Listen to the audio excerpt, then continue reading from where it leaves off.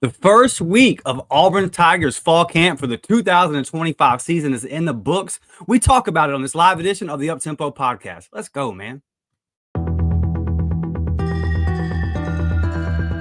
You are now listening to the War Report Podcast Network.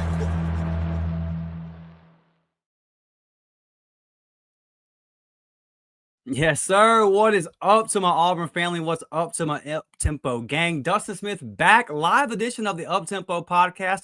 It's been a minute. Sunday mornings, 9 a.m. is going to be the new start time for the live show. So get ready for that. Tap in with us all season long. And I have a special guest who will be joining me every single Sunday morning throughout the season. My guy, Nick Frazier from over at the Water Cooler Talk podcast. My dude, I've been on y'all show a couple of times. This is your first time coming over here, and I'm looking forward to doing this with you every week. And Nick, I'm hoping, brother, that a lot of these Sunday morning shows are going to be glorified book sessions, and we'll have a lot of dubs to react to this season, my guy. But you're not the only one. You're not the only one, because last year was so depressing. Having to come on after games and trying to justify why you do certain things. I'm just like, all right, man, it's time for us to have fun this year. That's what it is. We need to be able to have fun. We need to be able to enjoy it and everything. Like, first off, appreciate you so much for letting me come over here. Yeah, buddy. I didn't even say that. Thank you so much. You do good work, man. I'm looking forward to it. But like I said, man, I'm telling you, it's time for us to enjoy this season. It is time for us to look forward to the next week of Auburn football. And not just look forward to a loss, not look forward to, what could possibly happen. It's not time for that. It's time for us to look forward with expectations, Auburn fans. That's what it's time. That's what it is. Look, man, you've been very high on Auburn throughout the summer. I admire that from you. Look, I admit, I'm happy that the season is on the way. I miss Auburn football. I miss college football, but man, I'm cautiously optimistic would be the right word. I still have not put in my official prediction. I'm sitting between 7-5 and 8-4. I won't go higher than that, just based off of what I've seen so far with Hugh Freeze as the head coach. I don't have any questions about the roster, man. A few here and there. I love the talent overall. You got to show me in game, man. It's got to show me when the lights come on, those 60 minutes of real football. He's got to show me that he can manage games, call timeouts at appropriate times, maybe hand the ball off at appropriate times, not hand the ball off to your running back and then have him pull up for a pass. That part in the red zone when you're about to score on Alabama. That all those kind of things. So that's kind of where I'm at and why I can't climb above that 8-4, 7-5 mark. I'm probably going to the Auburn in me will probably lend me to putting 8-4 out as the official one. But you have been really, really high on the team all summer, man. So before we get into today's episode, we're gonna break down the first week of just the intel coming out of practice, kind of what it means for Auburn.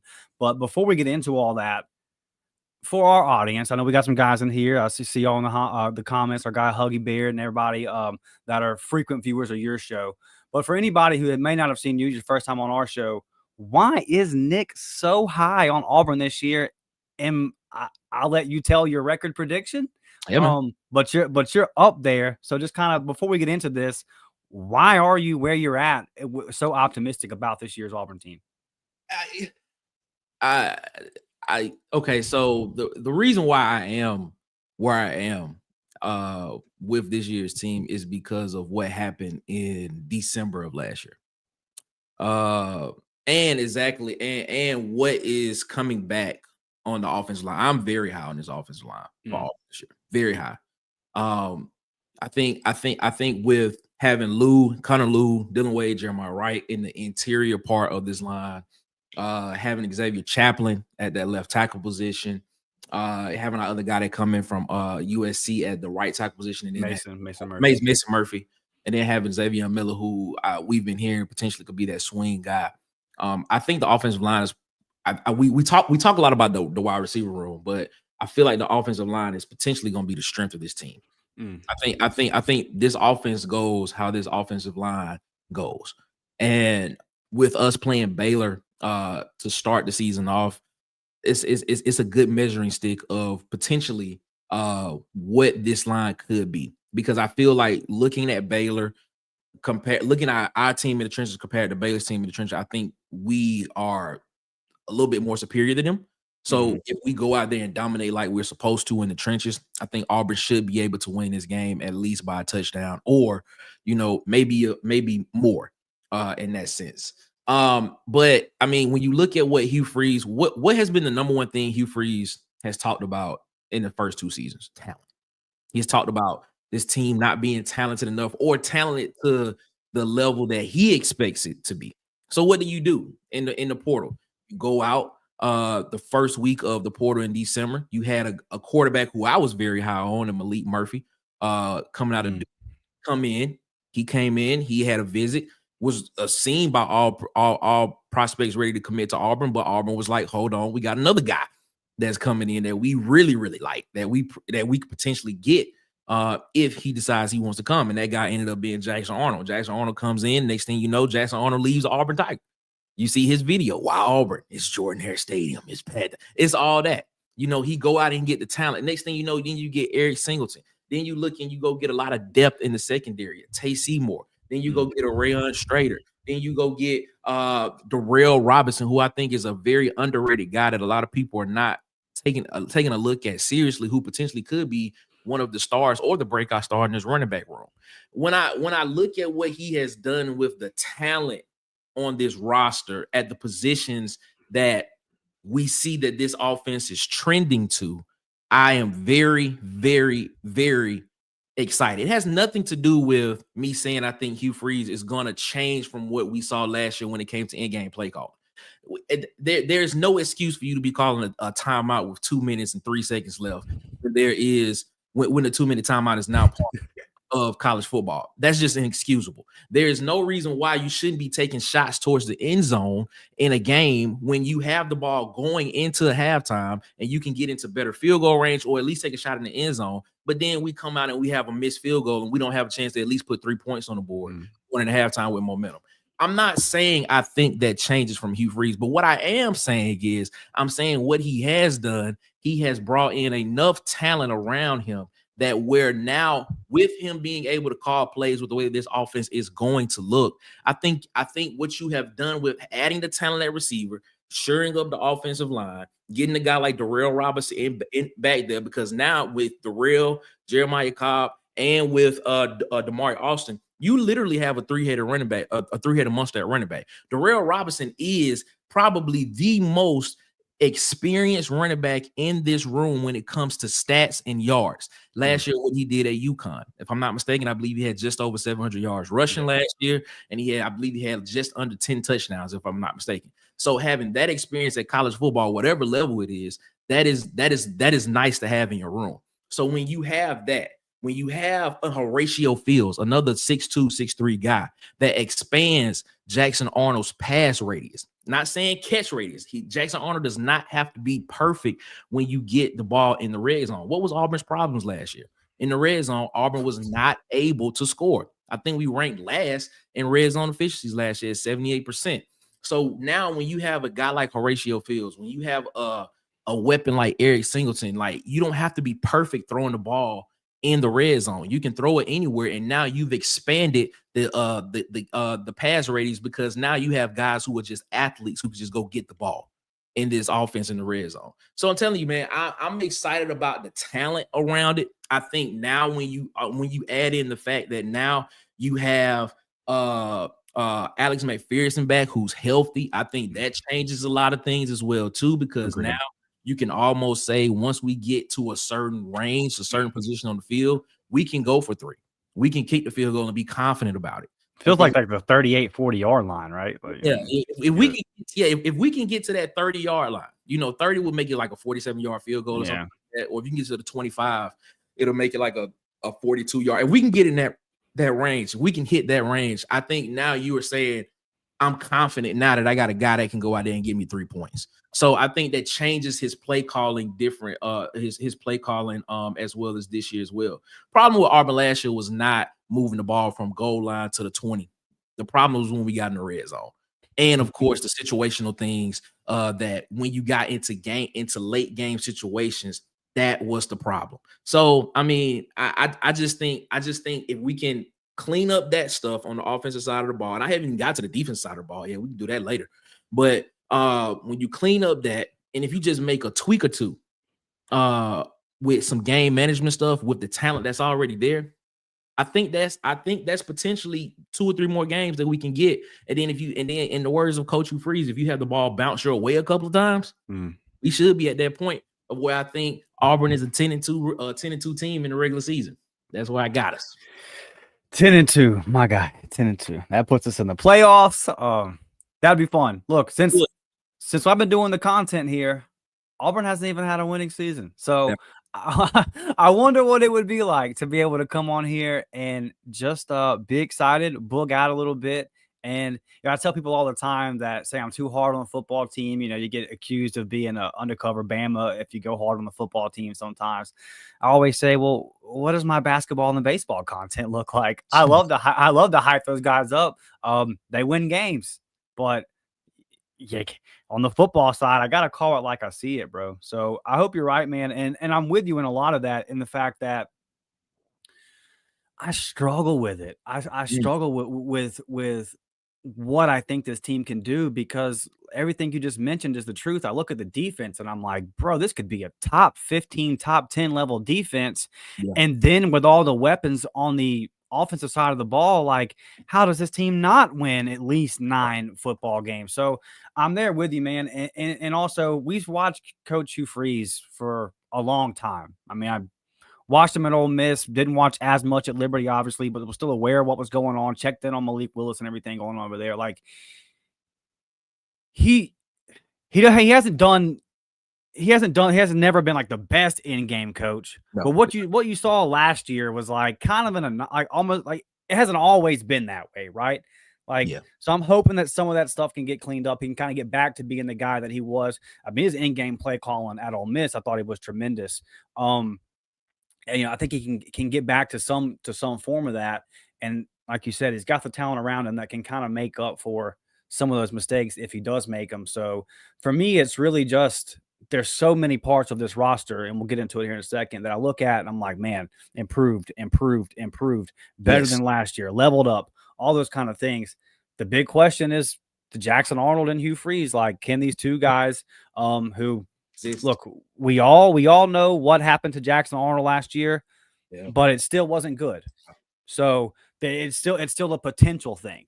And so that's really the big question is can a guy like that with the potential, and then a guy in Hugh Freeze, so we've seen be good in other places outside of Auburn, can these two guys get on the same page and mesh and be a little bit different than what we saw with the last head coach and quarterback combination at Auburn? So, look, man, I love the fact that you are that high on Auburn, and I hope you're right, brother. 10-2 is a playoff run, my guy, and that would be massive. That'd be massive for this Auburn program. Imagine if Auburn wins 10 games, right? If Auburn does win that 10-game regular season, that puts you in conversation for the SEC championship game. That potentially puts you in, well, not potentially, that puts you in the conversation if you win the SEC of having a first round bye. If you don't win, that puts you in the conversation of hosting a playoff game at Jordan-Hare Stadium. Like, just imagine the atmosphere that would be on a Saturday or Thursday, Friday, whatever they decide to put it on, that you are hosting a playoff game at Jordan-Hare Stadium after the past 4 seasons of just abysmal, it's just underwhelming type performance that's been put on the field. That would be like that would have to be the biggest turnaround in college football. It'd be a madhouse in there. It'd be a madhouse in there. I mean, like, we know, doing the content and interacting with the fans, this fan base is desperate. This fan base is hungry. And look, I was at SEC Media Days a couple weeks ago, and every player from the other teams, coaches from the other teams, media from the other teams, anybody that's visited Jordan-Hare Stadium as a visitor, they all say, hey, bud, this is one of, if not the toughest places to go. Yeah. And that's the case with 5 and 7 seasons type thing the last 4 years. So if we can get back to that winning level and the team on the field matches what you got going on in the stands, it could really be special. But I know that you guys that are watching and listening are really hungry for Auburn to get this thing turned around. This is a passionate fan base. This is maybe the most passionate, definitely one of. top 10 all-time, top 15 all-time college football program. It's back for Auburn. It's time for Auburn to get back to playing Auburn football. I know how hungry all you guys are to do that. Got some of you comments starred. We will get to them, but I want to get into some of this practice intel, man. Auburn had a open practice yesterday for certain media members, and my understanding of it is that it was like 2.5, 3 hours that they let the media just sit in and kind of watch the whole thing. So a lot of good notes coming out of that. I've made some calls around, kind of got some intel on how the week has gone and everything like that as well. So let's start on the defensive side of the ball. Okay. It sounded like the defensive backs yesterday had a really, really good day. Crawford had an interception, it sounds like, and he's had a couple of interceptions this week. He's really shining out there. Kayin Lee was apparently very physical, has had a very strong week. I think an important note that I found very interesting was Sylvester Smith getting work at nickel. Yep. When I wondered how this was going to go, because Sylvester Smith's a ball player. Yes. And early when he was coming in, Hugh Freeze was high on Sylvester, and he said, like, hey, this is a guy that I believe in. But then you have Eric Winters and Anquan Fagans come in. Mm-hmm. And these are guys that, like, they have to play. They got like they have to play. They're just too good. You can't keep these guys off the field, man. So you look at Sylvester and you're like, all right, well, I gotta have you on the field too. So because Caleb's got that other safety spot locked down. Mm-hmm. So moving Sylvester to nickel, very, very interesting to me. But it sounds like the defensive backs really had a good day yesterday. And you talk about guys like Strader. I know that Rayshawn Pleasant got banged up the other day. He's got like an ankle. It's nothing serious. He'll be back. But my guy Dukes, Philip Dukes, he had put out a video a couple of days ago saying that, hey, Pleasant has really been strong since he's come into Auburn. He's kind of been a leader in that room, and that NFL scouts were kind of getting back to Dukes and letting him know, like, hey, we're high on this kid. We think that he has potential. So that's just another body that you kind of added late to that room. So you look at the 4 outside corners between Crawford, Lee, Strader, and Rayshawn Pleasant, and you like, man, I got 2 guys that have played a lot of football behind 2 guys that have played some football. Yep. And I think when I look at Crawford, there's so many guys on the offensive and defensive side of the ball that were freshmen last year that you're expecting to take that next step. And just the way football works, all of them won't. Like, the sophomore slump is a term for a reason. It does happen. I think most of them will, but like Jordan Crawford just coming in, or excuse me, we'll get to Jordan Crawford. Jake, there's a lot of Crawfords on there. There's between K-Ron, Jordan, and Jay, man, like you can get them confused. There could be times where we've got 3 Crawfords on the field on defense, but Jay Crawford having a great week and really kind of being locked down out there. And had our guy Charlie 5 on a couple times this summer. And he was actually on our last episode, but the episode before that he was on, we really talked about the wide receiver room and the DB room being like the most talented rooms on the team. It's really an iron sharpen iron situation. So when I hear like, oh, Crawford and Kayin Lee had a day yesterday, well, who do they have a day on? Mm-hmm. Cam Coleman and Eric Singled. So like, that's pretty damn encouraging. These guys are dogs, man. And again, one thing, despite what has been the worst historical stretch of Auburn football since before color TV, which is what we've had to put up with the last 4 years. The one thing about that is we've still had good defensive back play. And I think that this year might be the best since 2019, 2017. I mean, we had those guys, Noah and all those dudes back on that 2017 team. You might be looking at the most talented DB room since that time. And like they're well coached and they're just, you got guys that are ready to take the next step, man. So I'm really excited for this. So Nick, what are your thoughts on Sylvester at nickel and then guys like Kayin Lee and Jordan Crawford, who are already guys that the NFL is looking at, continuing to turn heads and take that next step? Yeah, I mean, we on Water Cooler, we did a show called Good on Good. And we talked about, could the defensive back room, and when we talk about the defensive back room, the secondary includes, nickelbacks, safeties, and everything. Could this be the best position on the team? Is a question that we asked. And I was kind of hard pressed not to say it probably was. I mean, like we look like let's I'm gonna switch back and forth. We look at the wide receiver room. We know how good this wide receiver room is, or we'll still use the word potential. We know potentially how good and explosive this wide receiver room could be.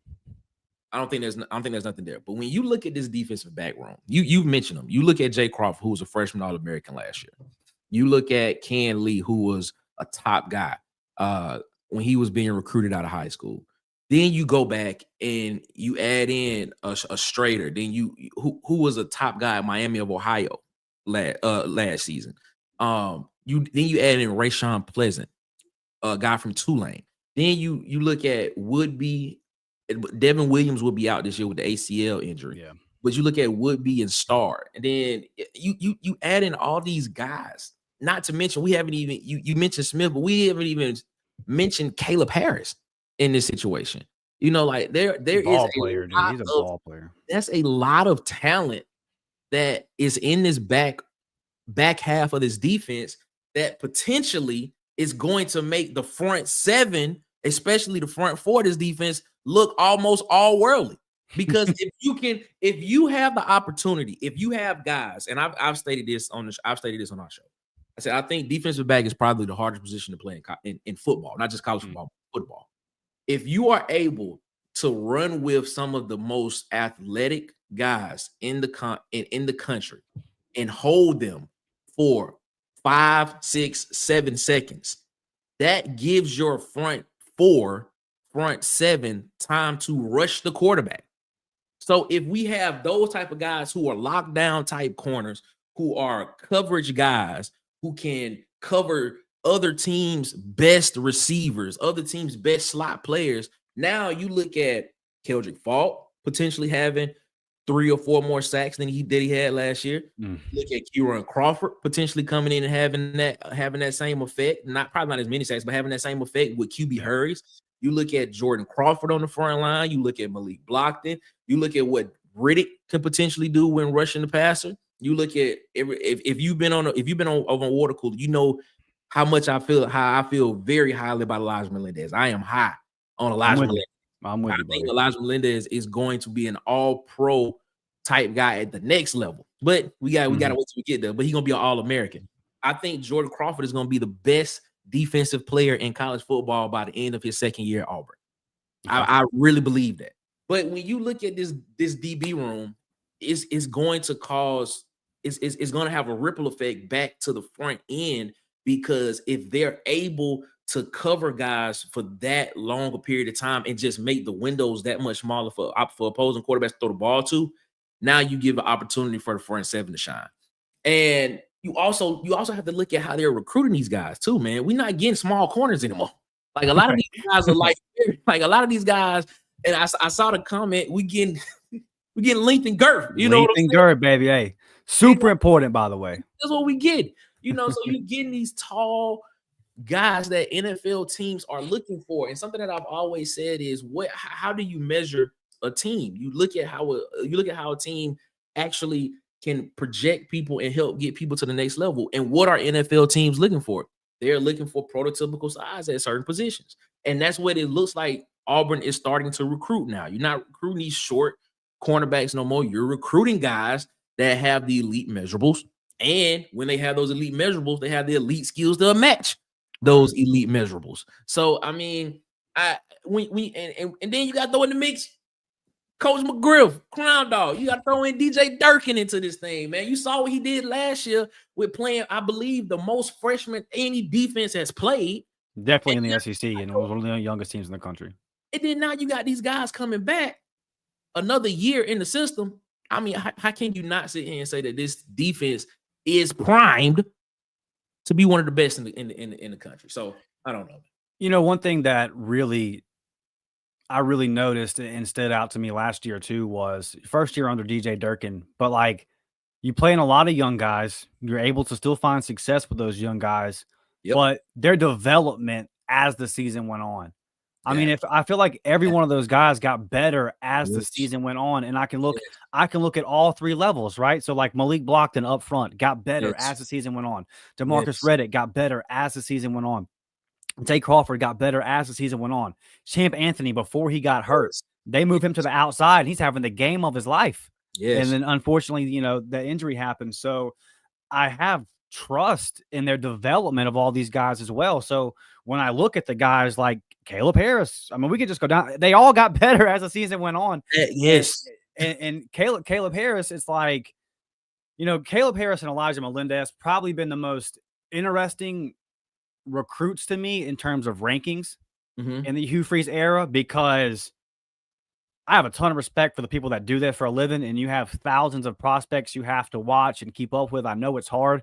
The fact that those two guys were 3 stars, it's hilarious. My guy Ike over at the War Report, he does the film breakdowns. He does all the watch the films. If you're not signed up for those memberships, go do that right now, man. You'll learn a lot about football watching Ike break down the film, and you learn a lot about the guys, the players that we have coming in. But Ike doesn't really keep up with recruiting like that until it's like signing day, right? So the last 2 years on signing day, we have done a thing for the members where we just kind of hang out all day, and as the guys turn in their letter of intent, we watch their huddle and kind of talk about it. And I remember when we turned on Caleb Harris's, Ike was like, wait a minute. This dude's a 3-star. I said, yeah, they missed, bud. they missed. And he comes right on and that's my favorite kind of defender. I know my dad loves guys like that too. These ball hawks that are just on every single play.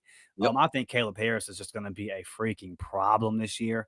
So yeah, man. And just again, those guys, like if I saw you get better game by game by game as a freshman, then I've got to think that a whole summer, like year by year, you're going to take a big jump. So there's a lot to be excited about. And look, again, despite how bad it's been over these past few years, Auburn has been solid at pass defense. Yes. It has been the one position that Auburn has continued to put people in the league, and when you mention the length and the size to go with the ability, my Tampa Bay Buccaneers back in 2020 won a Super Bowl with 2 former Auburn corners starting on the outside, and Jamel Dean and Carlton Davis. Yes. And I'm seeing that kind of ability.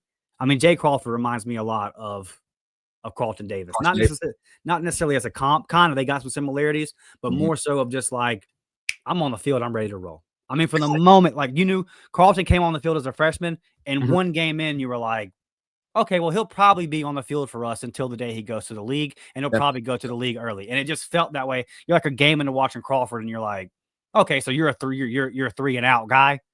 And you're that lockdown prototypical NFL corner out there, man. I want to ask you a question. I want to ask you a question about Crawford. Jay Crawford. Do you think, and I'm not saying it potentially could happen this year, but I'm gonna ask, do you think what would put him in the conversation for Thorpe Award type consideration? Because I mean, when you see Jay Crawford, like I said, you see the measurables. You saw what he did as a freshman. Yeah. And let's be honest, he wasn't supposed to be on the field last year. Tyler Scott got injured, and that took that spot. Champ and everything else. Yeah. Exactly. And then he stepped in and he produced, became a freshman All-American. I'm just curious to know, like, I asked this for a reason, because I feel like in Auburn circles, we have gotten, and Auburn fans, we have gotten to the point now to where we're just okay with trying to get back to a baseline. But when we look at what the roster is telling us, if you have a regression to the mean, these guys' averages are higher than what some other rosters are. If you look at that.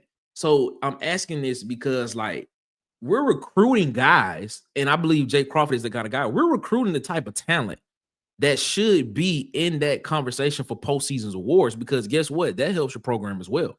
That helps you go out and go get 5-star, 4-star blue chip type guys as well. So I asked that in that vein, what would it take for him to be in the conversation for Thorpe Award? If it's not this year, let's just say this is another building block year for him. Next year, what would it take for him to get into that conversation? So I've always said this about Carlton Davis. It takes a long time for a lockdown DB to get love that he deserves, because no one's going over there. I screamed. I wasn't doing the show at the time, but I screamed to everybody that would listen to me talk about Auburn in my life. Carlton Davis is a dude. Just watch, just watch, just watch. And then they were like, "Well, I don't see him doing anything." You don't see him doing anything because they ain't throwing it over there. That part. It's a blanket. You're not gonna go over there because it's a waste of time. I see a lot of that in Jay Crawford, and unfortunately, that goes unnoticed a lot because there's no stats. So what could pump him into that next level? What we've heard this week.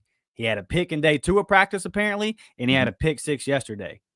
You start getting the ball, you start getting some turnovers to go with that lockdown, because and then people are going to look at the PFF and they're going to go, okay, well, you're grading out at like an 85 every week in the SEC, guarding top receivers, and you're creating turnovers. That to me would be the next step. People that know ball, the NFL scouts, all that kind of stuff, people like us that follow it every day and pay attention to it, we're going to know, stats or not, what Jay Crawford's doing over there. If he can turn it into, hey, man, some big impact plays, then I think that's what puts him into that next level, which is why I think that Caleb Harris is going to be at least known around the SEC by the end of the year. My bold prediction, and probably the bold prediction that I feel the best about on my bold prediction episode last week, was Caleb Harris being first team all SEC. I really like some of the bold predictions. I stretched them because they're bold predictions. I really believe that one because he's around the ball every play. Yeah. So I feel like, kind of like that honey badger type thing where it's like, well, man, you just pop 5 or 6 plays a game, you pop. So if Crawford can do that, then he is the kind of player that will get national recognition. He's going to be next year, if he does everything he's supposed to do this year, and obviously health and all that. If everything lines up for him this year, Jay Crawford's going to go into next year known. Like he will be a guy next year at SEC Media Days where it's like, all right, that's a guy. Now, can he get that next step? Is, man, some fumble recoveries, some intercept, just some big plays to really kind of pop. And you know how it is, man. Like a pick 6 in a big game will stick in somebody's mind. I mean, we remember the big K and Lee pick versus Kentucky type thing. So if Jay can have a couple of those plays, I think that kind of takes him from that ball knowers know he's a good player to the household name type thing. I got you. That makes sense. Let's go to the defensive line, buddy. Defensive line, and you mentioned some of the guys, but look, the big talk that I've heard about I've checked with multiple sources and, just checked in with the notes, guys over at 247 did a good job of putting some stuff out. God, their names just slipping my mind. Nathan King and all those guys over there.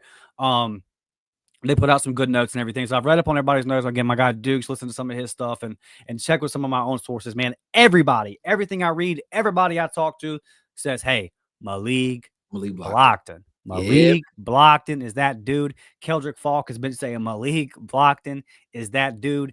And look, anytime that a kid steps in as a true freshman, game 1 in the SEC, and is getting reps with the ones, it's like, you gotta take note because it means something. So he was a guy last year.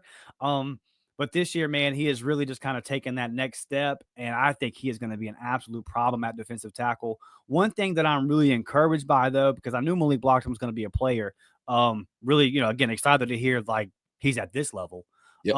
But my big question coming into the season was, who's the next guy? Because as far as edge goes, Keldrick Falk, like there's going to be, hey, it's no secret. Everybody in Atlanta, whether they covered Oklahoma or LSU, they were trying to get Keldrick Falk on their show. It's no secret, right? First round draft pick, man. If he gets up, our guy Thomas Manville, I saw Thomas in the comments earlier. His bold prediction, I had the members give us one, and I used the best ones on the show. His was that Keldrick Falk would break Nick Fairley's single season record of 11.5 sacks at Auburn. That's doable. And that's what I said, Nick. I said, man, that he's gonna knock on the door because I got him getting 10. Like he's gonna knock on the door. It really the question becomes, is there somebody else that can, demand attention? You're hearing that Amaris Williams is taking that next step. My guy Daryl Dappridge is very, very high on Caron Crawford. We'll be really excited to see him. If those guys can just chip in and get like 5 or 6 sacks and just help out, like just be somebody that the offense has to pay attention to, I think that I am really excited about hearing about some of these interior guys. Yes. Chris Murray apparently has had a good first week. James Ash, the FAMU transfer, apparently has had a solid first week. And I remember when he committed, and obviously I don't know anything about the FAMU Rattlers, but I remember when he committed and just looking at his graphic, I Yeah. was like, well, good Lord, son. Like, you built like what's the dude, Apollo Creed? What's the guy's real? Yeah. Like, you built like that, bro, Yeah, as an interior defensive lineman. Like, you look like a freak, man. So the fact that he's actually coming in and playing, I think Hugh said yesterday at the press conference, he called him heavy-handed. Yep. So encouraged to hear about that. And then two other guys on the interior of that defensive line that I am not surprised at all, even though they're young. Malik Autry and yesterday, Jordan Crawford getting some reps with the ones. Look, I'm going to say it here now, and this isn't even really a bold take. If you've been following along, you know the deal. Jordan Crawford is this year's Malik Blockton. Telling y'all, man. He's this year's Malik Blockton. He is going to be getting reps. He will probably be beside Malik Blockton by the end of the season, getting the starts over there.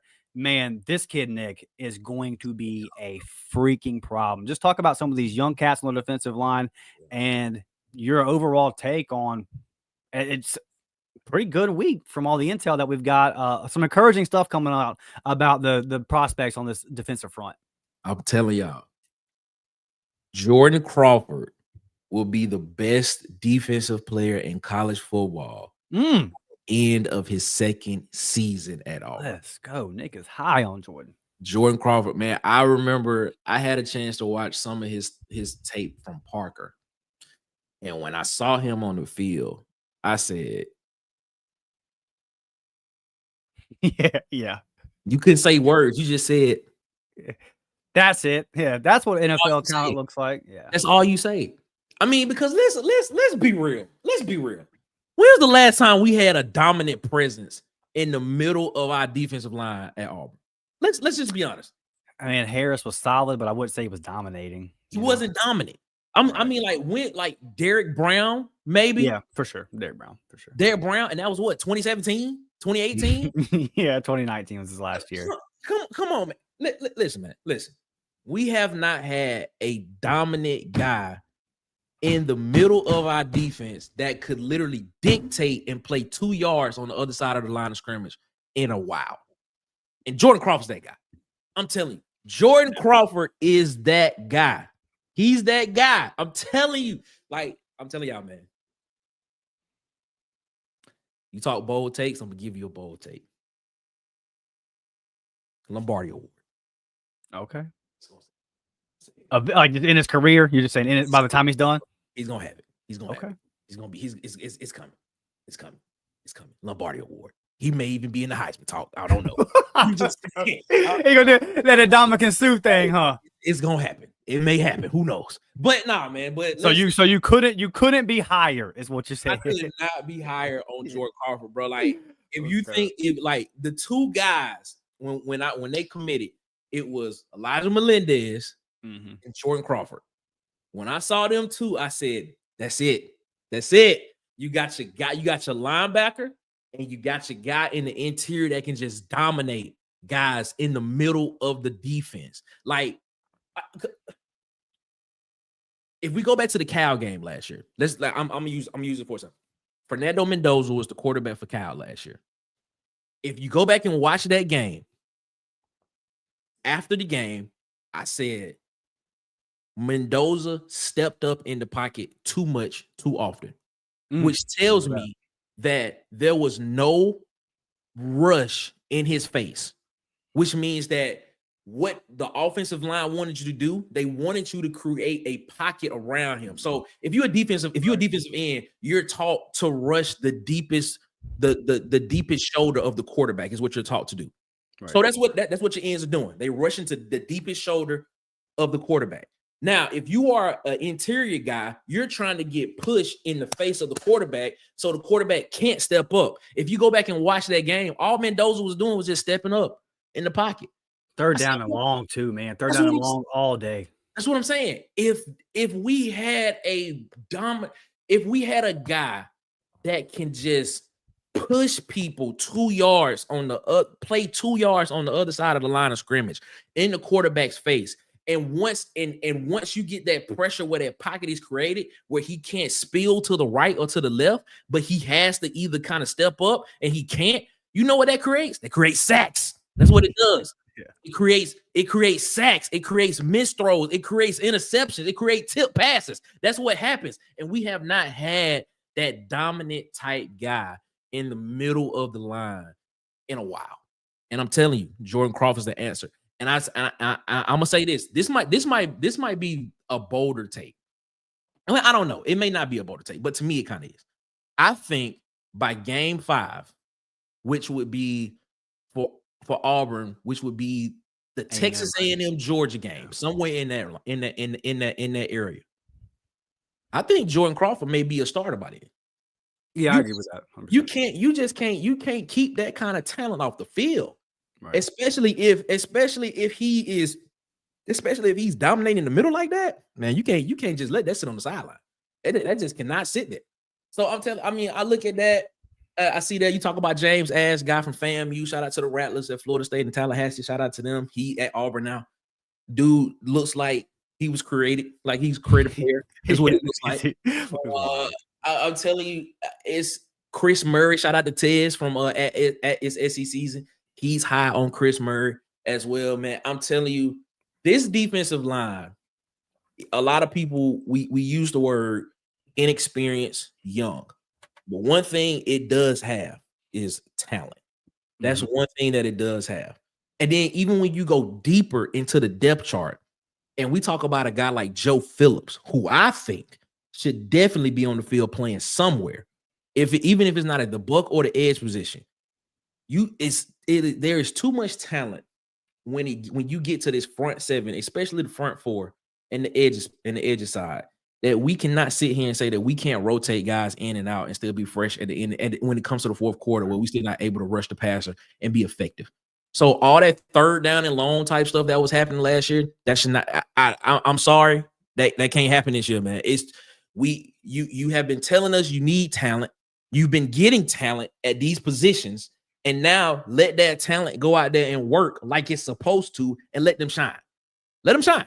Let it happen. These first couple of weeks are your weeks to kind of let it get out there, let it get out their system, and then just let them go out there and play and let them ball, man. So I'm high on the defensive line. If y'all don't know, I'm a defensive guy. I like defense. I love defense. I could talk defense all day. I could talk defensive line or offensive line all day. I just think that's where the game is won. No, but right. I'm telling you, man, I am excited about Jordan Crawford. Like, Jordan Crawford is going to make a lot of people a lot of money, including himself. So it's going to be good to see that. And when you have a guy like that, when you have that type of talent, that type of, you say generational type talent, when you have that shows other guys in the 27, 28, 29 classes that, look, I can come to Auburn and I can have the same success that guy had. That's what that tells you. That's what is the best recruiting tool in your opinion? I'll tell you mine. Well, there's a reason why Auburn, like, again, spoke on a minute ago, even though Auburn has had 4 straight losing seasons and the year before that was 6-5. There is a reason why, despite how bad that's been, and even when Auburn was not recruiting well under Brian Harsin, there is a reason why Auburn still got quality defensive backs. That part. Because you put them in the league and because they're succeeding in the league. That's the best recruiting tool, Nick. That part. And when you are able to have that type of talent that NFL scouts are looking at, man, I can get that guy in my defense and I can put him at a 3 tech, or I can put him at a 0 tech nose, or he can play a 3-eye, or he can play a 5-eye. Or he can play a 50 front tight. If when you got guys like that and other teams are seeing you continually put guys like a pipeline into the NFL like that, I'm telling you, man, 28, 29, even 30 kids, they looking at that and they saying, man, I can go to Auburn. And guess what? I can ball out. Next thing you know, I'm going to the NFL. Because I still believe, and this may be off a little off talk, I still believe the ultimate goal is to get to the ultimate level of NFL football. And if And if Auburn is the conduit for me to get there, and you can help us win while we here and give us a little bit of excitement, hey man, come on, let's make it happen. Let's make it happen, man. Let's do it. Man, I'm just tired. I'm just tired. We've been losing too long, man. And this is not normal for me, man. This is not no, it's not normal for me, man. That's what it's not. We gotta win. We just gotta win this year. Yeah, no, that is the like I said, man, this fan base is antsy. Enough's enough, dude. I walked out of there last year, out of that Arkansas game, and I was like, I had to rack my brain for the last time I had seen Auburn win in Jordan Stadium, and I was like, enough's enough. Like, can't have this anymore. One name too I want to speak on before we move on, Malik Autry. Just real quick on my expectations for Malik this year. When we look at guys like Ash, Murray, some of those older portal additions, and then Crawford being the young freshman coming in the class with Autry, I think that Autry is a role player this year, but I don't think he redshirts. Like, I think he's going to be a guy that's going to play 10, 15 reps a game, and I think you'll see Autry get better as the season goes on. Look, Jordan Crawford is just a athletic freak. I remember during the summer workouts, I would kind of check in and be like, hey, I know, they're not doing football stuff, but like I would ask a source, what are you hearing? And they're like, well, they're just in the weight room right now, which means Jordan Crawford's killing it. He's just a monster out there. Yeah, dude. Yeah, dude. Like good luck blocking somebody like that. All 5'10", 165 pounds of me. I had to just look at it like, okay, that's why I didn't play college football. But yeah, so I do think Malik was going to be a part of the mix. I'm hearing that he's having a good reps. They like where he's at. And again, man, if Murray and James Ash and these guys can just come in and give you 10, 15 reps a game, and you can depend on them. Like, okay, they're going to be out there on second down. I can depend on you to do it. You're not going to be a minus for us. That would be huge, man. Let's go ahead and get over here to the offensive side of the ball, get to some of you guys' comments. Before we do that, we have a good crowd in here, so do us a favor, smash that thumbs up button, sub to the channel if you haven't done that already. It's been a good week for the subs here at the Uptempo Podcast, and sign up for these memberships, man. Been a good week for the memberships as well. If I can get to the graphic, I will pull it up. $3.99 a month for the JV squad, $5.99 a month for the varsity squad. JV squad gets you members-only live chat, member shout-outs, priority apply to comment, early access to videos. You saw the video that we put out with Charlie 5 yesterday. The members got to see that first. Got another big interview lined up this week. The members will get to see that first. The varsity squad gets you everything the JV gets. Recruiting update videos. Got one coming up today. We're trending for some guys in Jaith Matthews. Got a big 5-star safety. I like where Auburn's sitting at. So we'll do an update on those. Had a predictions coming in yesterday to flip a 3-star defensive lineman. So we'll talk about all that. Members, be on the lookout in your feed. That'll come up for a little bit. And then a game day group chat. And JV squad, you get in the group chat as well. Gameplay with you over on the Xbox. If the game's cross-play, if you got PlayStation, we can hop in, play some EA College Football 26. I've already beat a couple of people down, Nick. I've already beat a couple of our members down on the sticks. If you want it, come get it, baby. And then discounted merchandise over on the warportshop.com. And if you are a member and you're feeling generous today, why don't you go ahead and gift some of those memberships out and kind of show everybody what we've got going on at the Uptempo Podcast. You can always tap in with the super chats if you're watching on replay, super thanks and all that, because look, we're a startup, started this thing from scratch, and you guys are the financial backbone. You guys are the supporter. Go out and cover the games on Friday night for the recruits. Go into the games and cover them on Saturdays, and that is all made possible. Going to Atlanta for SEC Media Days. Couldn't do that without you guys' support, so thank you, thank you, thank you. Let's get to some of these comments before we talk about the offensive side of the ball. My guy, Samuel, tapping in with the $5, $4.99 comment, loving the content. Can't wait for the season. Samuel, appreciate you, brother. You've been a long-time supporter. Always rocking with the show. Love you, buddy. Can't thank you enough. Get some of these comments, man. My guy Tim says, oddly, I haven't been getting notifications for the Uptempo.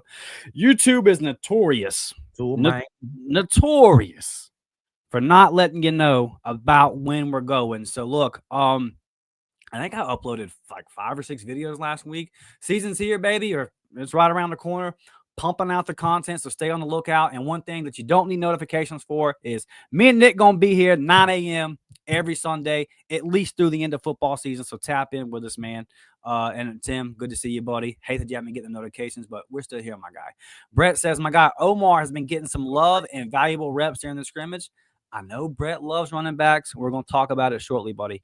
Karen says it's hit or miss on the notifications for me. Oddly enough, I got one this morning. Yeah, YouTube's something else, and I am still engulfed in a battle with YouTube.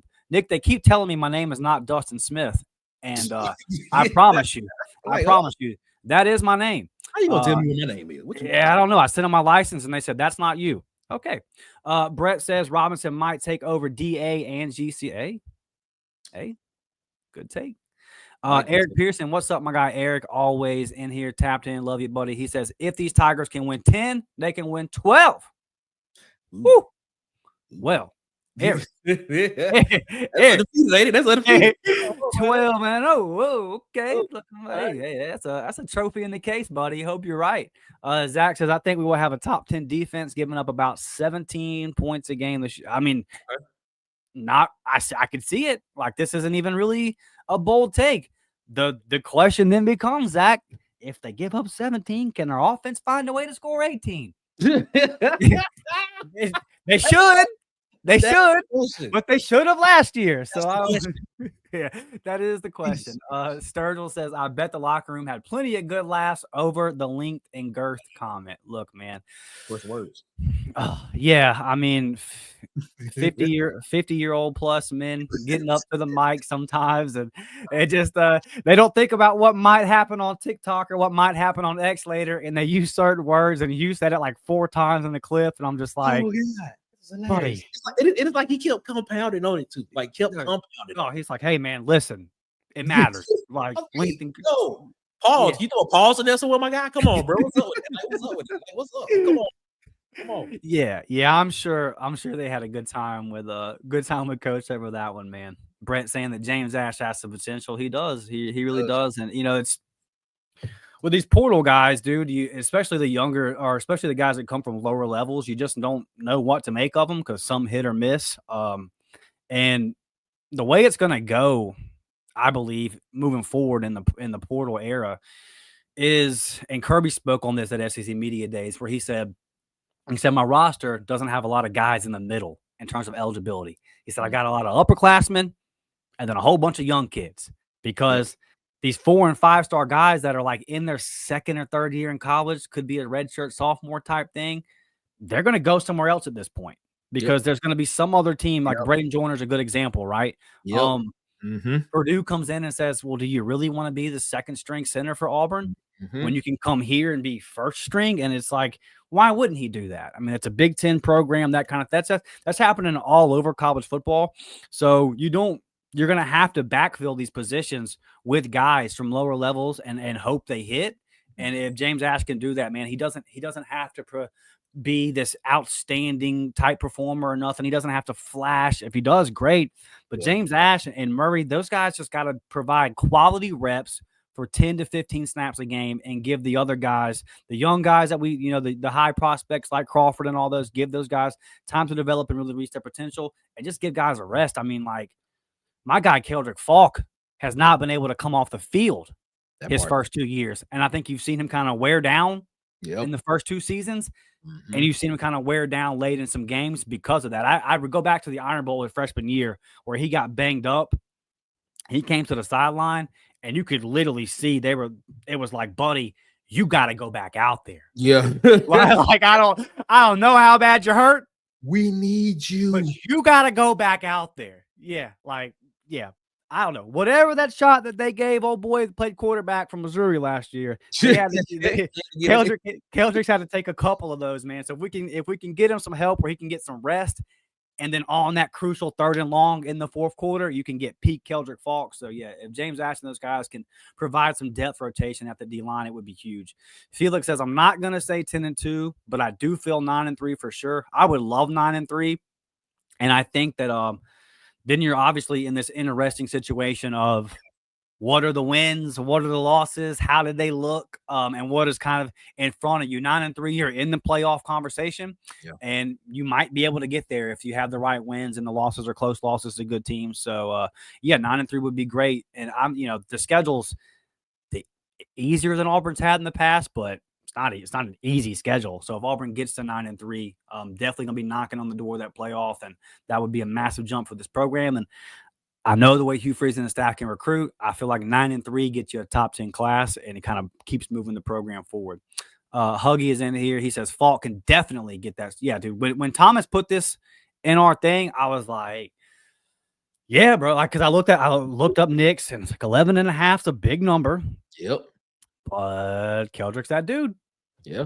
What did he have last year? Was it 9? Was it 9 sacks? 7 or 9? I believe it was either 7 or 9. I'll look at it here in a minute. But yeah, he can definitely get to that next level.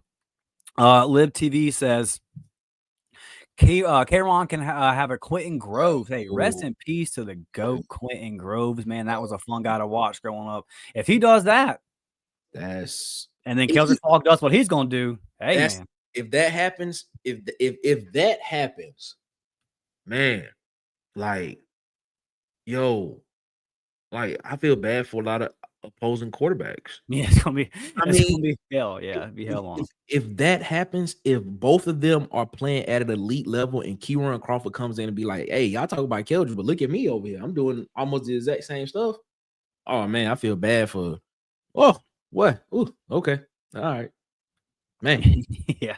And then one more before we get to the offensive side of the ball. Sam goes, Jay Crawford and Kane Lee going to be one of the best DB duos in the country this year. Some dogs. Yeah, man. Again, you kind of go back to Jamel Dean and Carlton Davis, and it feels like we could be looking at that kind of situation. I completely agree with you, Samuel. And if everything happens on that up front on that defensive line, boy, oh boy, oh boy. I mean, the potential, guys, it's hard to not get excited about the potential. My guy, Eric Pearson, coming through, gifting the 5 Up Tempo podcast. Hey, appreciate you, my guy. And again, members, be on the lookout for some exclusive content for you guys later today. I wanted to pump out some for you guys yesterday, but my Paw turned 78, and I spent the day with him just hanging out. Yeah, happy birthday. Happy born day. Yeah, man. He good dude. Love my pawpaw. He might be watching. He don't know nothing about football, but he taps in sometimes just to support. Yeah, tell your grandparents you love them, man, for sure. Let's get over to the offensive side of the ball. Right. All right. Big name that I'm hearing that we have all kind of seen trending these last couple of days, and it should fire you up. Mr. 251 product, Perry Thompson, has been coming on strong, getting some reps with the one. And Nick, I know you listen to the show. You've heard me say this a bunch. The one thing that really frustrates me about where we're at right now in college football is people really expect it's like if a guy doesn't come in his freshman year and ball, and he was a highly recruited guy, he kind of gets thrown. They're like, look, man, it's not all the same. It's just not all the same. And when you go to these high school games, you can kind of you can notice, you can see certain things. And here's how I'll frame this. It was four wide receivers in the Freeze 4 class last year. Sure. Yep. Cam Coleman, Perry Thompson, Malcolm Simmons, Bryce Kane. The two that got significant reps, Cam Coleman and Malcolm Simmons. Yep. Look, those guys are dogs. They're going to play in the NFL. Yep. So talent obviously plays a factor in this. I watched 1 quarter of Cam Coleman, and I got in our member chat and said, don't care, not even worried about saying this, top 10 NFL pick. This is when he was so committed to Texas A&M. I was like, hey, if we do get this guy, I'm just telling y'all, this is something else that Auburn hasn't seen at wide receiver. It was so funny. The first play of his senior year, I'm at the game with Mike G. Mike looks at me and goes, think we should get our phones out, like, just in case? And I was like, yeah. I mean, and literally, like, they're walking out onto the field for the first play of the season. I'm getting my phone out, thinking I got a little bit of time. And it's an 80-yard bomb to Cam for the first play for a touchdown. I was like, oh, guess I need to be ready. But look, man, Cam and Malcolm played at elite high school programs. And elite high school programs, and if you ever watch a Central Phoenix City game, that's like watching a D2 college. Just the way they operate. Yep. I mean, you can watch them warm up, and you can watch the other team warm up most of the time, and you're like, oh, okay. Yeah, like just the way they're organized, just the way they kind of operate, and you look at the technology they have on the sidelines. I mean, they're coming back to the sidelines, reviewing tablets in high school. Like, That's where Phoenix City is at. Same thing for Malcolm Simmons coming from a big-time high school program as well. It's highly successful. Then you have Bryce Kane and Perry Thompson, who come from, I mean, Baker's and Mobile's a solid program, but they're not on the level of those other two. And then Baker just got good. Yeah. And they don't have the resources that a team like Phoenix City has, and just the coaching's a step up. And then same thing for Perry at Foley. And I cautioned everybody having these massive expectations for Perry in his first year, just because when I watched him at Foley, he did everything. It was third and short. He was literally lined up in the eye running the dive. Yeah. So, and then he was out there at free safety. I remember Bryce Kane ran a post route and Perry came over from the free safety spot and broke it up. He was the up back on punts. He was the punt protector. Like, he just did it all. And there were several times, I mean, he threw up at one of the games I was at. He lifted his helmet up and just threw up. And I was like, well, the kid has been on the field for the last 30 something plays. Like, so I just felt like with Perry, it was, you got to get in here and learn receiver for a year. And I know he's the big 5-star and there was all these high expectations. I say all that to say, man, it's not surprising to me. Year 2, a year of football under his belt. Now you're hearing, all right, Perry's making this. That's the normal progression. Auburn was forced to play so many young guys last year, but you don't want to do that. It just was where Auburn was because of the way the last guy recruited. Yep. But this step that Perry is making, and you can look at the defensive side, you hear about Amaris Williams coming on strong. That's natural. That's that's natural. What Cam Coleman did last year, that's unnatural because that's an unnatural dude. Yep. So I'm not surprised at all to hear that Perry's coming on. And then also, I know that there's the situation, and everything going on with that. But it sounds like Malcolm Simmons is kind of starting to get some more reps with the ones and everything like that. And look, I expect him to play this year and all that to be cleared up. Yeah. But just hearing that, like, Perry taking that next step, going to be a significant part of the offense this year. And then I was told, hey, man, Malcolm Simmons is balling. I mean, I know it ain't surprising to nobody, but if you think back to last year, Hugh Freeze saying, I got to get Malcolm on the field. Yep. Even though he's running the wrong way. Yep. Now he's running the right way. Right. So now he knows where to be, and he's still that good. And then obviously, I mean, just the clips of Eric Singleton. It's like, I use the word sexy in terms of his routes. His routes are sexy, dude. Like, they're just so crisp and so clean. And then you put that on top of a 4.2 speed, and you know what Cam Coleman is. This is a guy that's, guys, he's going to play in the NFL for a long time. So just really kind of, you're hearing that these wide receivers are continuing to take that next step, and that those young guys are really kind of coming in and coming into their own. Nick, if Malcolm Simmons reaches that potential, if Perry Thompson is coming into his own, and then Eric Singleton is just Eric Singleton, if Cam Coleman is just Cam Coleman, you're looking at one of the best wide receiver rooms in the country, bro. And the best. And all love to Courtney Taylor and Obamanu and Devin Aromashadu back in the day. But this is the best wide receiver room I've ever seen at Auburn, bro. You're looking at dominance. That's what you're looking at. You're looking at dominance. That's what that is. And all you need, and we ain't talking, I'm just hit this because I know we ain't hit it yet. You just need a point guard at quarterback. That's all you need. That's it. You let them do the work. You let those guys do the work. That's it. You ain't got to do much more. You ain't got to do much less. You just got to be point guard. You just got to be Chris Paul like that thing. Yeah. Protect the football. Put me in the right position. Put me in the right position. Just be Chris Paul. Chris Paul, the point guard. Just put me in the right position. That's all you got to do. But I mean, if like let's look at this in the big picture. Let's look at this. You potentially could have Cam Coleman, Perry Thompson,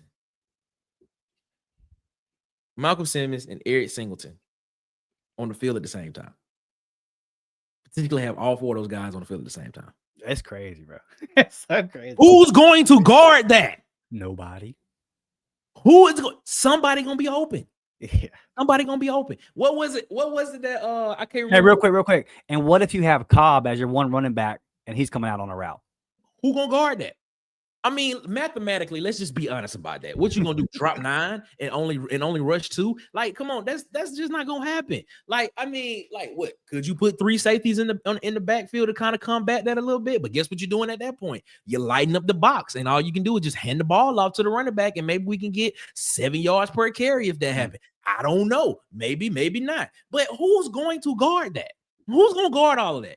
You can't double team Cam, because if you double team Cam, now you got somebody that's potentially one-on-one. You either got Simmons or Singleton that's one-on-one. You can't double team Singleton and Cam, because now you probably got a defensive end trying to guard somebody 15 yards down the seam. That ain't gonna work. Like, come on, man. Like how good this offense could be in the passing game is low-key kind of it's exciting, but it's also scary, because the if it doesn't work, we're gonna be sitting here saying, what if?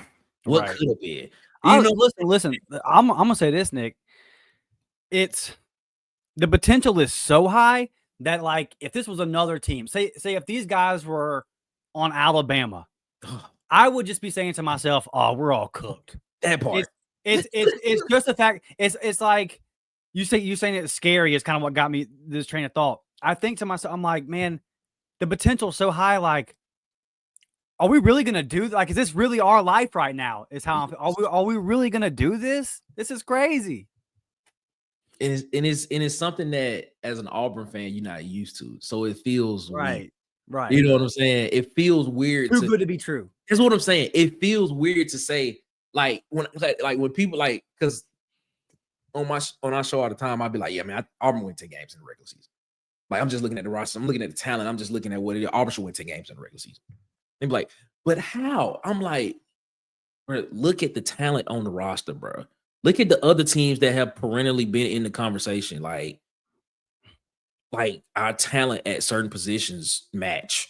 Like, come on, man. Like, all our quarterback got to do, like, legit, is just play point guard. Like, he ain't got to do too much. Like, he just got to make the right read in the situation. Just put the ball in their area and just let them go make the play. Like, he ain't got to be Cam Newton 2010. He ain't got to do that. He ain't got to be Nick Marshall 2013 to 2014. Right. Bro, if you could just be Sean White, good Sean White, let's put it like that. Chris Todd. You know, if you could be that, hey, we can at least get 8, 9 off that right now. And if the ball bounce our way, hey, that may be 2 more games. So, I mean, like, bro, we just got to play to our strengths, man. We got to play to our strengths. And our strengths on the offensive side of the ball, in my opinion, is offensive line. Let the offensive line protect the quarterback, and then just get the ball to the playmakers on the outside. That's what we got to do. That's what we got to do. Yeah, absolutely. Let's go to the running back room, man. Jeremiah Cobb with a broken pinky, fractured pinky, something like that. So they're taking it easy on him. They've seen Jeremiah Cobb. They know what he's capable of, type thing. I'm expecting a big year from Jeremiah. I think Damari has a bruised up ankle. So he's kind of been limited, but again, they expect both those guys to be good versus Baylor. They've seen those guys in practices, you know, over the past couple of years. They know what they have, so they're not trying to force it or anything. Darrell Robinson having a good day yesterday by all reports. That's the guy that we didn't get to see in spring, the UConn transfer. Excited to see what he can bring to the room. I think the really, really interesting thing is you're hearing about Omar Mabson coming out of Auburn High, a kid that should be going into his senior year of high school. He reclassifies. Auburn struck out on some guys. You know, you had Alvin Henderson for a long time. They wanted to get Chroma. There were some other guys, Mills Knight. They had some guys that they wanted to add to that running back room in last year's class that they just, frankly, they missed on. And so they went to Auburn High. They get a guy in Omar Mabson who, again, reclassified and all that kind of stuff. I just naturally expected a redshirt year and kind of getting used to the system. And, you know, I mean, he should be in high school this year. So I thought that was a reasonable expectation. And now you're hearing like, no, this guy's a dude, and that red shirt is probably not going to be there. Now, I did watch Omar play one time his sophomore year when Phoenix City was undefeated and Auburn was undefeated, and Cam Coleman had 4 touchdowns and almost 300 yards receiving. He completely took over the game, and Auburn High was kind of chasing Phoenix City, so there was a little more passing than they probably wanted to do. But you could see the talent that Omar had. Really physical type, bruising runner. Yep. And, Hugh Freeze mentioned him. And again, it feels like kind of what I spoke on the wide receiver thing, where Omar comes from Auburn High. Auburn High conducts itself like a small college.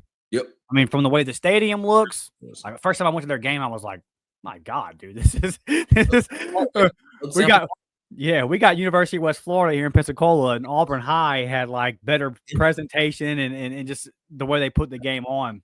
So it's like a small college type operation there at Auburn High, really good coaching. And then Alvin Henderson's coming from Elba 1A.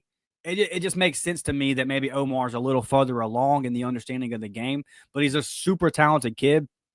And it's sounding like, hey, man, he could be a part of this room. So I think that's really the interesting thing to me, Nick, is going to be these first 2 years. It was just, we felt like Jarquez should have got the ball more, right? Like that's everybody universally has agreed on that. Yes. So if we felt like Jarquez should have got the ball more, then obviously those other guys weren't getting carries either.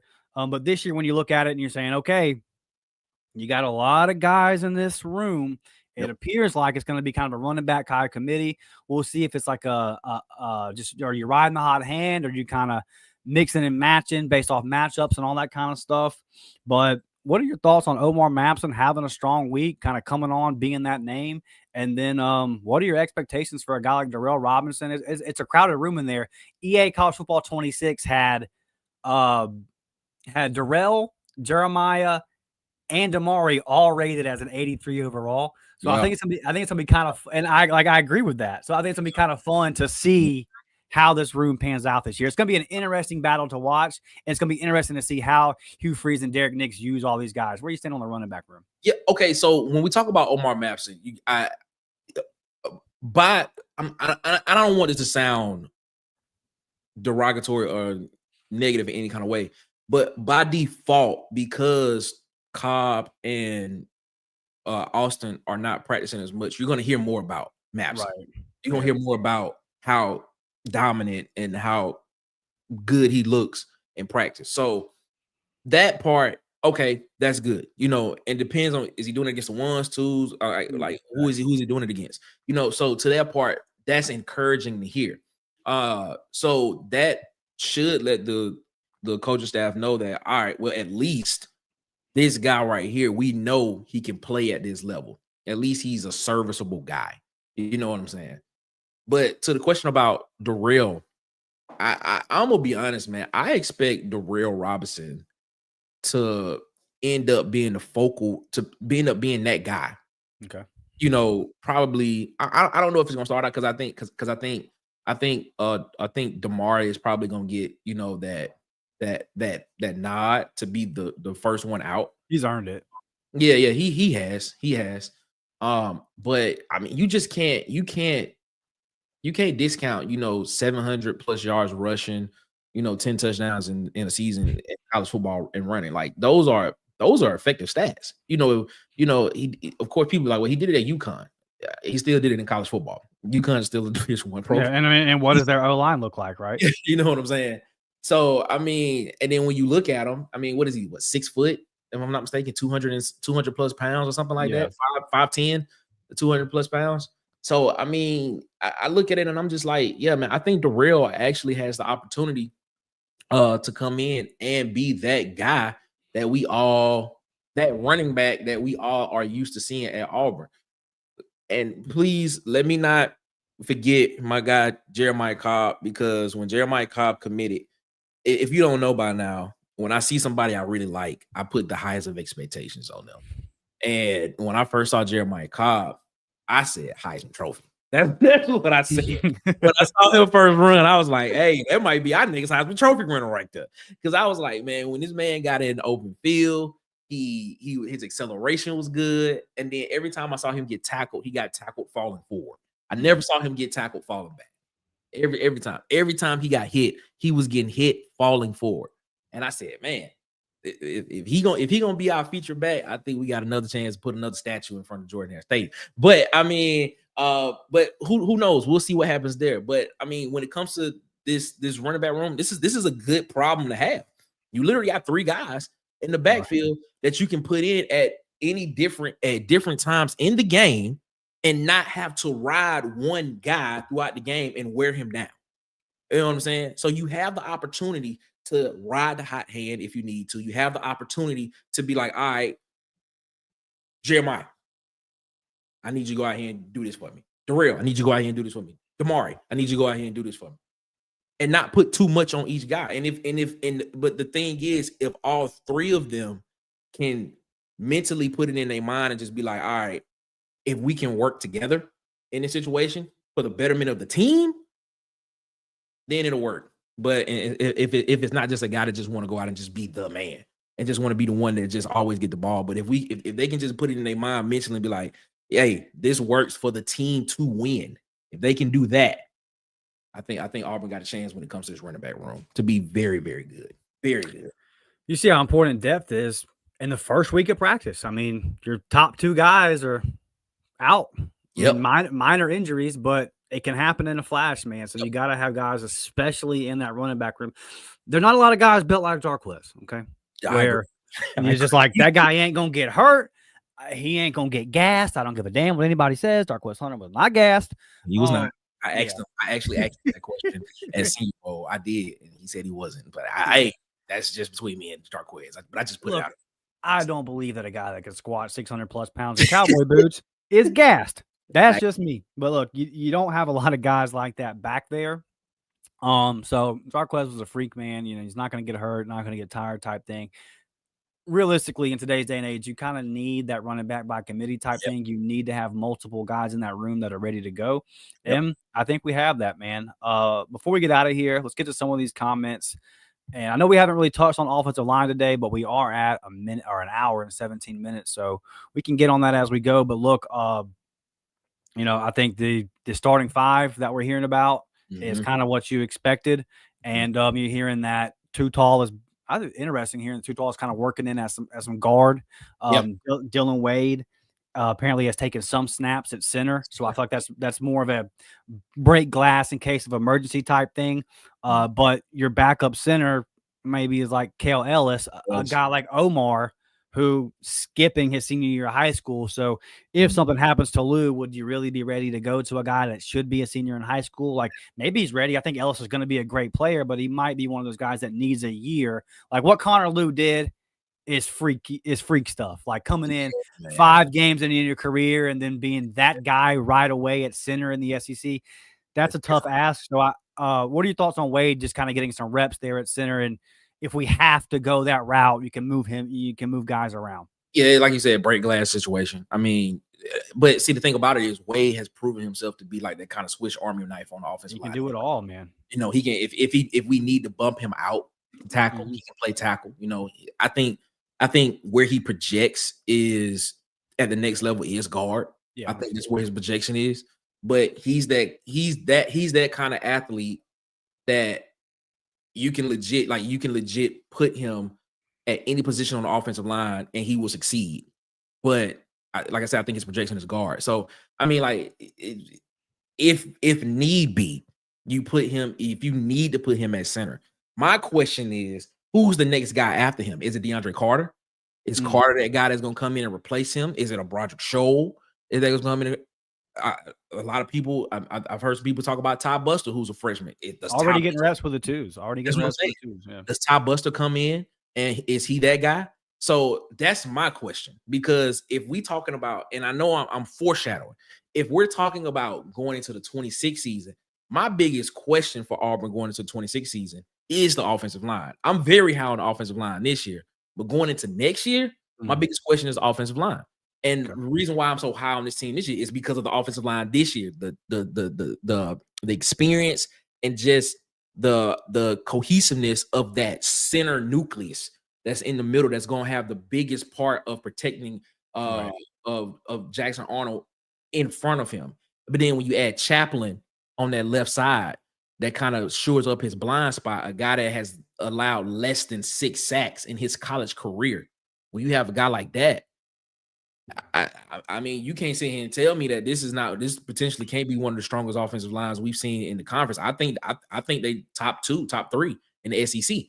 But I mean, looking at it, I mean, but yeah, to the Wade point, yeah, I think Wade is just that type of athlete where wherever you put him at, he's gonna find a way to succeed in that situation. So yeah. Look, when I look at this offensive line, Nick, I'll say to myself, okay, I know the weapons on the outside are going to pan out. I know those guys are good. They're going to do their job.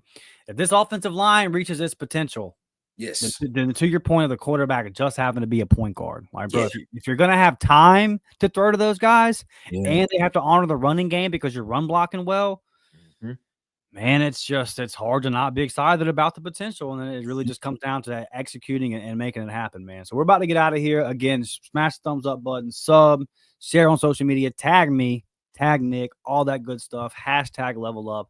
Get a couple of you comments before we get out of here for the day. Brett says, Dustin, I think the same could be said about the guys from Thompson, talking about that being a high school, a very high level high school program. Those guys coming over being ready to play. I mean, you saw it last year in a guy like Caleb Harris, right? Great coach over there at Thompson.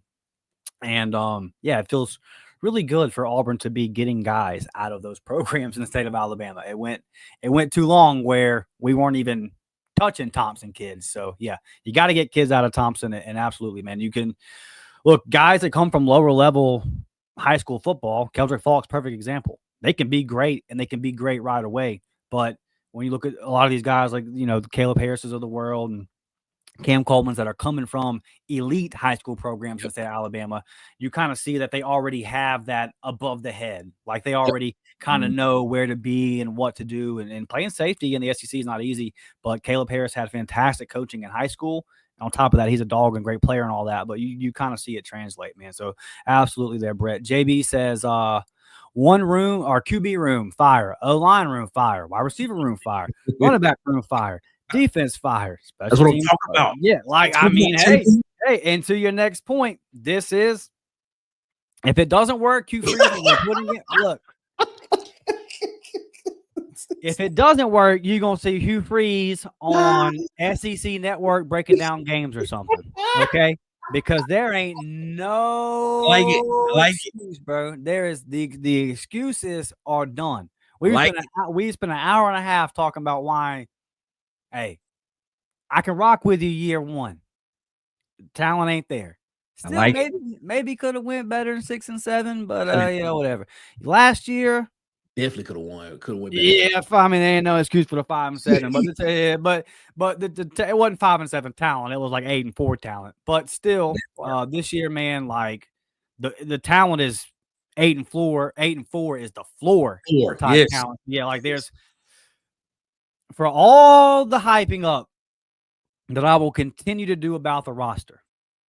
This is my caveat going into the season. Yeah, I already know it. What are we going to do when the ball gets kicked off? I firmly believe, coaching has always been probably the most important aspect of college football. Yeah. But in this era of the portal, where it's getting even more even, you're going to find out, bro. You're going to find out who can dial it up and who can't. And if you're Hugh Freeze, there's no reason why Hugh Freeze shouldn't be motivated. Look, he plays off the golf stuff well. People take shots at Hugh Freeze all the time. He plays it off well. He acts like it doesn't bother him, and I'm sure for the most part it doesn't. Like, you got to have thick skin if you're going to be in that position. But I really hope there's something burning inside of this man. I hope so too. I hope there's something burning inside of him to where he says, you want to see something? Because he's a competitor, and boy, they talking about you. Boy, you've been the joke all summer. You've been the punchline. Win a game, bro. Beat Georgia. Beat Georgia at home. Yes. And then hit me with that golf. Hit him with it, what? And then hit it with it on the field. I don't care if he tees one up, Nick. If he puts one in the middle of the AU and sends that thing over the scoreboard. I was just about to say that. You win the Georgia game. You just pull out a 6-iron and you just go in the middle and just hit a nice golf shot over the scoreboard. That'll be amazing. The old George Bush. Yeah. I watched this drive. Yeah, but hey, no more excuses. Like, this is it. This is it. We're gonna find out this year if he is the guy moving forward Yes. for Auburn, man. And I give Hugh the credit because the talent that's on this team, that's him. There is no question that he is that dude at acquiring talent. Yep. And I would go back to his Ole Miss days and say, look, for an offensive guy, this dude nails his defensive staff hires throughout his career.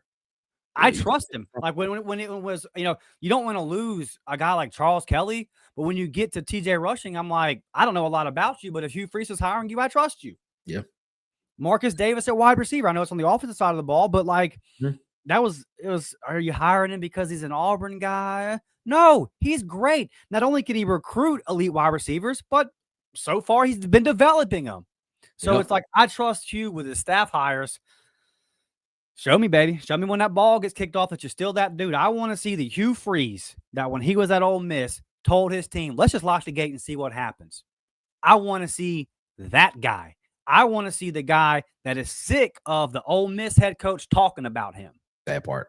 Show me that guy. Shut everybody up, man. William Franklin says, great podcast, fellas. Appreciate you. Appreciate you, William. We're going to be back next Sunday, 9 a.m. Again, me and Nick will be doing this every Sunday. Starting this Sunday all the way throughout the college football season. These are going to be the reaction shows, and I hope it is a lot of fun. I hope it is a lot of positive reactions, and we get to come in here and talk about big wins every Sunday. So, man, great crowd, over 100. We kept consistently over 100 of you guys for an hour and a half here. Thank y'all, man, for being tapped in. It's awesome. I'm so glad to be back with you guys live. Had a lot of kinks to work out behind the scene with YouTube and all that kind of stuff as the podcast was switching over into my control. So, oh boy, dealing with YouTube, Nick. They are. Tell me about it. Listen, it's 2025, man. You can't get nobody on the phone. If you can let me pick up this phone right here and call you, we can get all these details worked out in 5 minutes. But instead, you want me to talk to an AI bot that doesn't know. Hi, I'm Greg. You ain't Greg, bro. I ain't talking to Greg. So trying to work out all these issues, man. But I appreciate you guys staying with us. Members, be on the lookout for that member pod dropping later today. Again, share this out on social media and just tap in throughout the week. Gonna continue to drop content for you guys. Got an interview that I got lined up for early on in the week. I'm really fired up for. Again, members will get first access to that. Everybody else, it'll come out probably Tuesday, maybe Wednesday. I'll keep you guys posted on that. And Nick, y'all are cranking out the content over at the water cooler part. Y'all do it, man. Y'all are live all the time.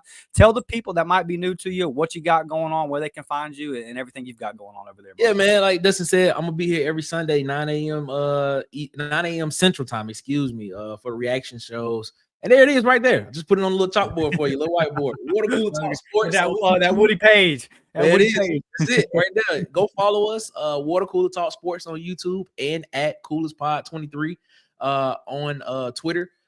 We do call-in. Our show is a call-in show style. So we call in shows Mondays, Wednesdays, and Fridays, 8 p.m. Eastern, 7 p.m. Central. We talk Auburn football, we talk SEC football, we talk college football. So yeah, man, come in. If you want to come around the water cooler with us and you want to call in and give us your take, even if it's not an Auburn take, if it's about something SEC style, if it's about something another school, just come over there, man. We just introduced the call in part literally probably a week and a half ago. So far it's been going good, but yeah, man, come over there, subscribe to Water Cooler Talk Sports on YouTube, and follow us on Twitter at CoolersPod23, man. We trying to get like up tempo. That's what we want to be like. We want to be like up tempo. You know, we are striving to get to that level one day, man. But we appreciate Dustin, man. Dustin been on our platform number of times. I think over 3 or 4 times he's been over on our platform. And I appreciate him giving me the opportunity to come over here and just talk Auburn sports with him every Sunday, man. So I thank you for that, man. Appreciate it. Yeah, listen, this is fun. It is, and the Auburn media space is crowded, and a lot of it's just crowded. So there's a lot of content out there that people may not even find because there's just so much of it. I think you do a great job, man, and I think you're under the radar when you shouldn't be. So. Yeah. Also, if you want to catch me as well, also 5 p.m. 5 p.m. Central Sundays, 6 p.m. Eastern Sundays, do a show with DC Wolf over at Auburn Addicts as well called Have You Heard as well. So check that out over on Auburn _Addicts TV as well over on YouTube. as well there too, man. So shout out to that as well, man. We can talk Auburn football, college football all day, every day if we want to. It is right. Yeah, what's up? I got Josh Pate say, no off season. There is no off season. Brett was on the call-in show with you guys Friday. He said it was fun, lasted 2 hours, good content. Listen, man, my guy Nick works hard, bro. My guy Nick is working hard. So go over there and show him some love. If you're listening on Spotify, Apple, whatever new audio platforms there might be out there, we're on all of them. Trying to get those numbers up. So even if you're not listening over there, if you're tapped in right now, just go over there and leave a 5-star review and just subscribe to notifications. That will help us out tremendously, man. The algorithm and all that kind of stuff that's way outside of my understanding, but they say that it helps. So go ahead and do that, man. I saw a nice boost in those numbers this week. And thank you guys. We'll see y'all later in the week. It's War Damn Eagle, baby. We're out.